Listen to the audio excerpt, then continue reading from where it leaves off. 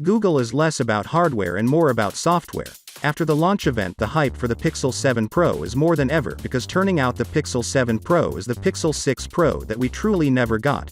This is especially true with the camera, and Google is giving Apple a run for its money.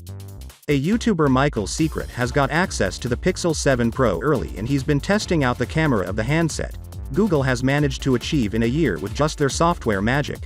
First of all, switching between the lenses is smooth as ever, almost like the iPhones, and quite impressed with the super resume quality. It takes a second or so to kick in, but when it does, it creates that Google magic to turn a blurry video into a super sharp one. Even when he's moving, it doesn't shift colors, which the iPhone 14 Pro Max does it sometimes. The Pixel 7 Pro features a telephoto lens with a 5x optical zoom and up to 30x super resume. The iPhone 14 Pro Max out at 3x optical and 15x for digital zoom. So Apple's new iPhone is literally far behind Google's new Pixel in this category.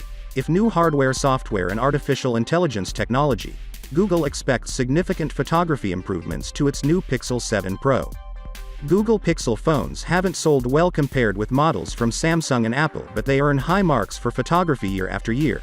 The Pixel 7 Pro also leverages computation photography via the Tensor G2 chip to achieve sharp-looking images at a range of zoom distances.